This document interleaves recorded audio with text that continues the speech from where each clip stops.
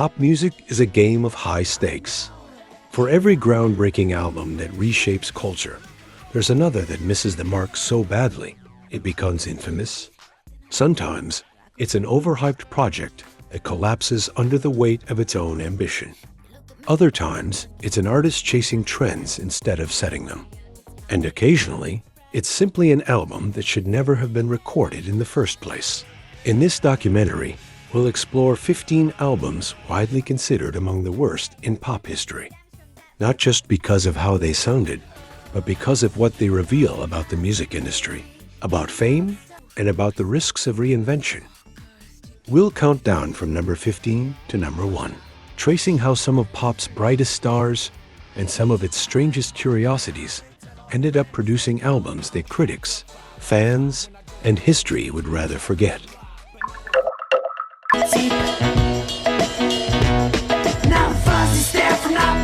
Every pop decade has its one-hit wonders. For the 1990s, Len's Steal My Sunshine was that perfect slice of quirky sunshine pop.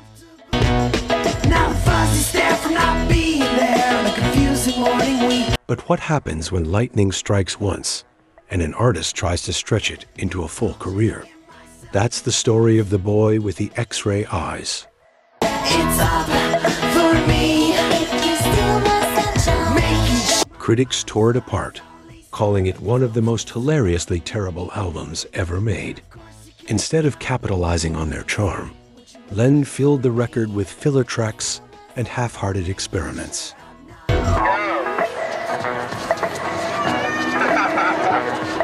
It wasn't just that the album was bad, it was that it revealed how quickly novelty can collapse under the weight of expectation.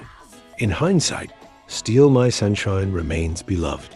But the album that followed? A reminder of how fragile pop success can be.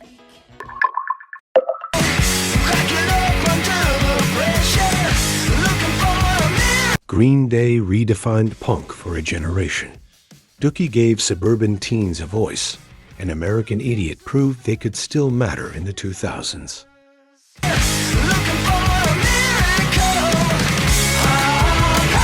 But when they released Father of All Mother *****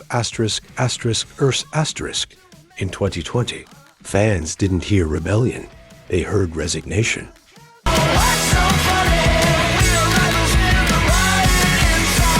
At just 26 minutes long, the album felt rushed. Critics called it shallow and directionless. The production leaned toward garage rock gloss, but without the bite that had always fueled the band. Fans said it sounded like Green Day parodying themselves.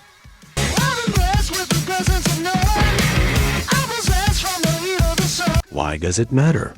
Because Father of All shows how even icons can lose their connection to the very culture they helped define. For a band once celebrated for authenticity, this album felt like they were chasing shadows of their past.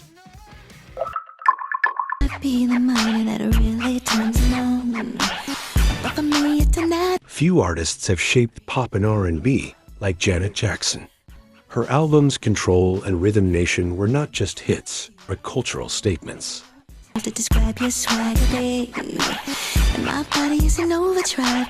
But in 2006, Janet released 20Y, an album meant to celebrate her career's longevity. Instead, it was seen as one of her weakest efforts.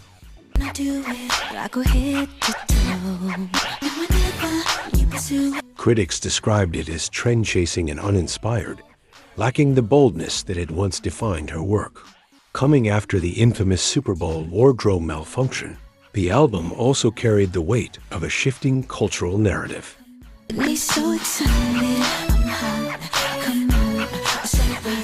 Radio blacklists, public criticism, and industry pressure made it harder for Janet to thrive.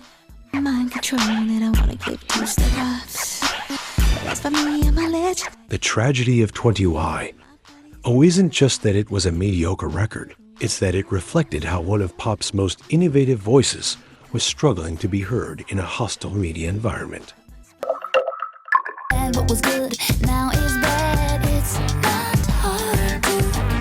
In the mid-1990s, Jewel was the authentic folk poet of pop.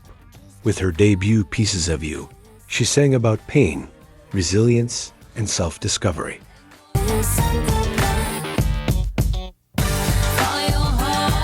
Fans saw her as a genuine voice in a polished industry. Then came 0304. Jewel swapped her acoustic guitar for glittering beats and a pop diva makeover.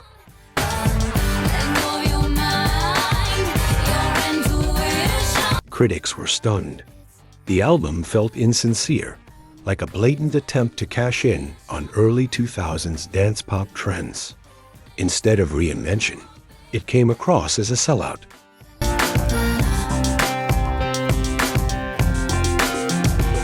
Jewel later explained she wanted to experiment. But the lesson of 0304 is clear. Reinvention works when it's rooted in authenticity. When it feels calculated, audiences can smell it a mile away.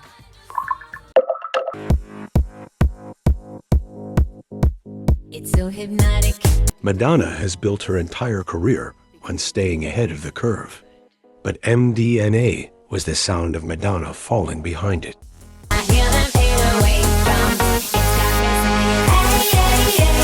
The album leaned heavily on EDM, which was already peaking in mainstream pop. Critics said it felt formulaic, cold, and uninspired.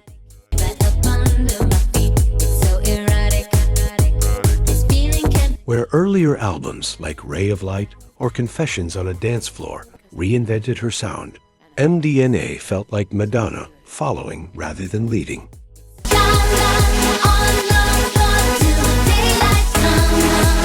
The disappointment stung because Madonna had set the bar so high. Even in failure, though, MDNA tells a larger story. How difficult it is for legacy artists to balance relevance with authenticity in an ever-changing pop landscape.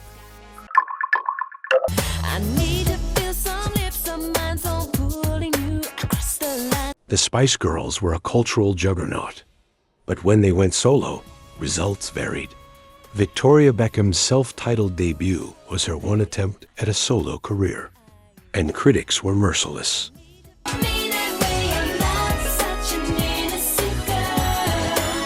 The album was dismissed as lifeless, lacking charisma, and exposing Beckham's vocal limitations.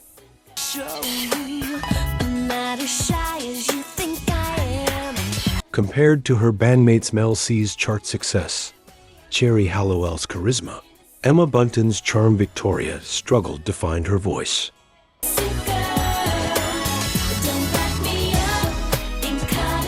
This album wasn't just bad, it was a public reminder that not every pop star translates outside of the group dynamic. Posh Spice remains a fashion icon, but as a solo pop artist, this was the end.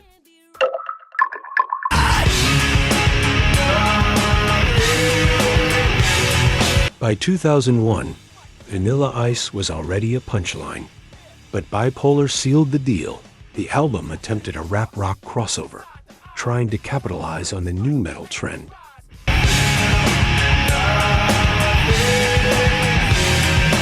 But critics said it was clumsy, laughable, and incoherent. It didn't revive his career, it buried it further. To the other side, freedom line and unify, let's redefine. Nothing ain't no complicate with. The irony is that Vanilla Ice had one of the most iconic singles of the 90s. But Bipolar reminds us that pop novelty can be a blessing and a curse.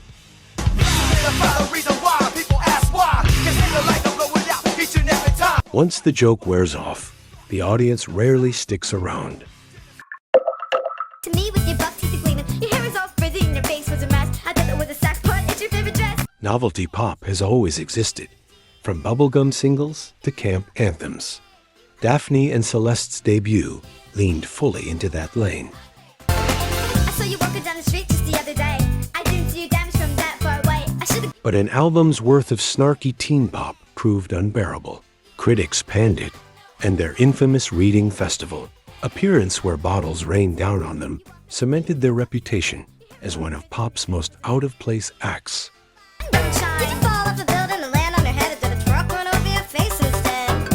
Yet, in retrospect, they're part of pop's cultural memory, precisely because of how badly they clashed with expectations.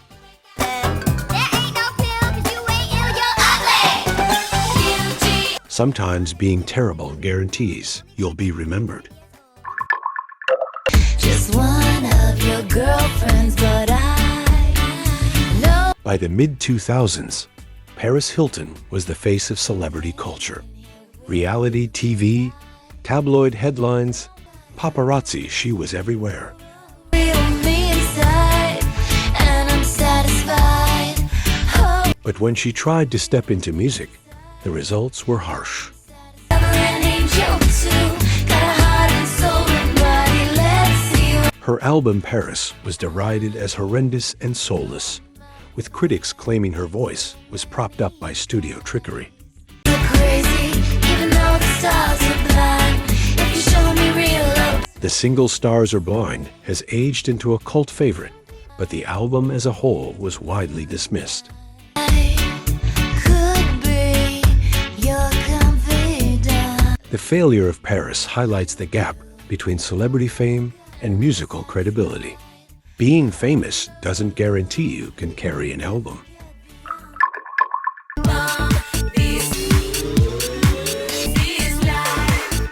The Cheeky Girls became famous for their campy novelty hit, Cheeky Song. An entire album built around that gimmick was a bridge too far.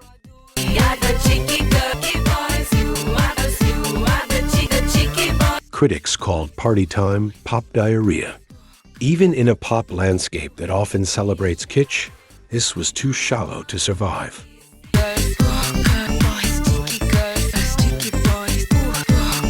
The Cheeky Girls remain a quirky footnote in UK pop history.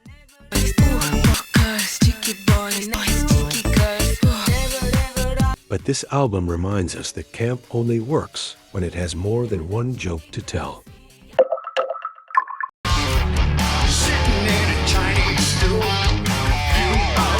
One of the most anticipated albums in rock history, Chinese Democracy spent more than a decade in production and reportedly cost millions.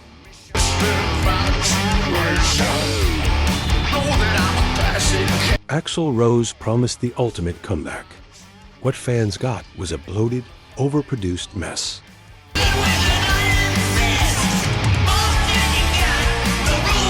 While not without its defenders, the sheer gap between expectation and reality made it one of the most disappointing albums ever.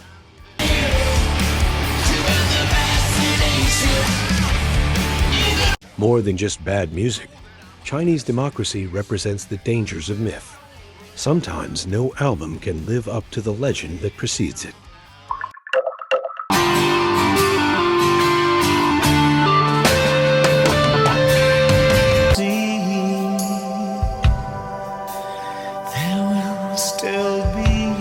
Duran Duran defined 80s pop glamour, but in 1995, they released a covers album that was universally panned.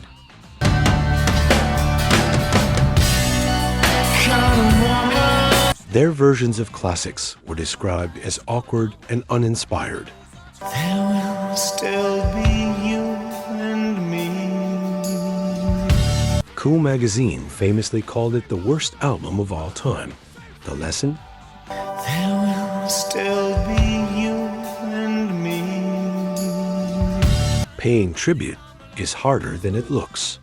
When reinvention turns into imitation, even legends can stumble.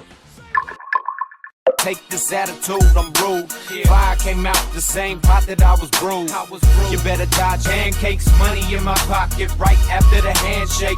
The Bisquick man mixing my bag. At the height of his fame as Britney Spears' husband, Kevin Federline attempted to launch a rap career. With fire, playing with fire, yeah, playing with fire, playing with fire, yeah.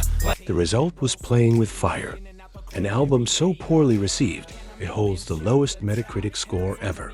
It's summer, 26 inches and I'm burning up the rubber. On top of my game over you lames, I'm a... Critics savaged it for weak lyrics and lack of talent.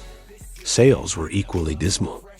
A masterpiece, you motherfuckers woke the beast. I'm on the throne while you're roaming the streets, and I'm like... Instead of establishing Federline as an artist, It cemented his reputation as a celebrity curiosity. This album isn't just bad, it's a cultural artifact of mid-2000s tabloid celebrity excess.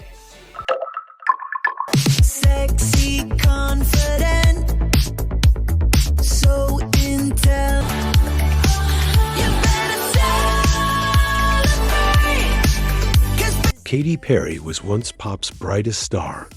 With Teenage Dream, she delivered a record-breaking string of hits. But by 2024, things had changed. you're lucky to be living in it. Her album 143 was met with brutal reviews, with a Metacritic score placing it among the worst albums ever. You better celebrate. Critics called it uninspired and cold, a cynical attempt to chase relevance. Fans compared it to AI-generated music. Living in it. The tragedy of 143 is that it shows how even global superstars can lose their creative footing. It's born to shine, to shine, to shine. For Perry, it was a harsh reminder of how quickly pop can shift. Hey, pop lore family! Did you know only 1% of viewers are subscribed?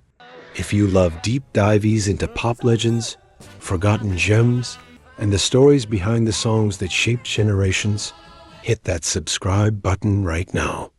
And don't forget to turn on LL notifications so you'll be the first to know when we premiere our next video.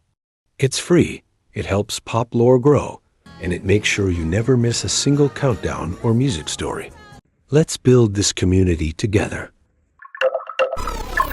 Says that anymore. I wanna be a big At the top of our list sits an album that critics didn't just dislike, they annihilated. all of this means nothing without you. Eoghan Quigg, a teenage X Factor finalist, was rushed into the studio to record his debut.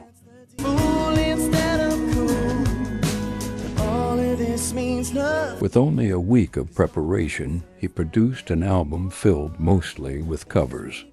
The reviews were merciless. I wanna know it all won't stay the same. The Guardian called it the worst album in the history of recorded sound. AllMusic described it as bad karaoke. It's fair, and even though we'll disagree, This wasn't just a bad album. It was the perfect storm of hype, rushed production, and lack of preparation. For Quigg, it effectively ended his career before it began. The journey doesn't end here, pop lovers. Watch this next.